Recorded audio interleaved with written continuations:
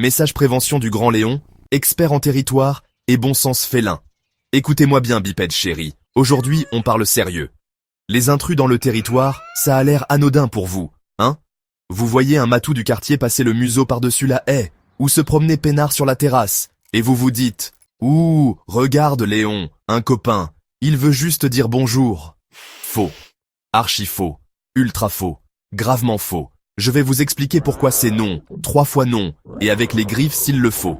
D'abord, le stress. Un chat, c'est territorial. On vit sur des repères stables, des odeurs, des coins bien à nous. Quand un autre chat débarque et pisse sur nos rosiers, ou laisse son odeur sur nos fauteuils de jardin, c'est comme si vous trouviez un inconnu qui s'est lavé les pieds dans votre évier. Nous, ça nous rend fous. On commence à marquer, à grogner, à se cacher, à vous miauler dessus pour que vous compreniez que quelque chose cloche. Vous voyez un petit changement de comportement? Nous, on vit un cauchemar. Ensuite, les maladies. Un chat inconnu, c'est comme un sac à puces ambulant, potentiellement porteur de tout un festival de maladies félines. Calicivirus, coryza, FIV, teigne, parasites. Il y en a pour tous les goûts, et souvent, c'est nous qui payons la facture veto après. Un coup de griffe mal placé, un échange de salive, un pipi sur notre coussin, et hop, on se retrouve chez le vétérinaire, la honte dans le panier et la fièvre au museau. Et le comportement? Parlons-en.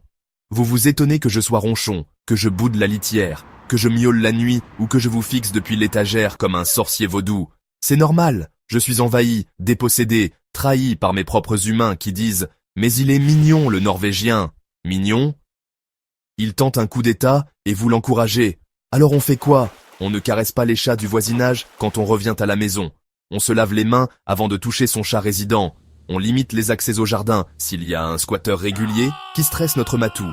On observe les changements de comportement, marquage, stress, isolement, boulimie ou refus de manger. Et surtout, on arrête d'admirer les poils longs du voisin comme s'il était une star du cinéma nordique. Bref, protéger un chat, ce n'est pas juste remplir une gamelle. C'est aussi défendre son honneur, son territoire et sa paix intérieure.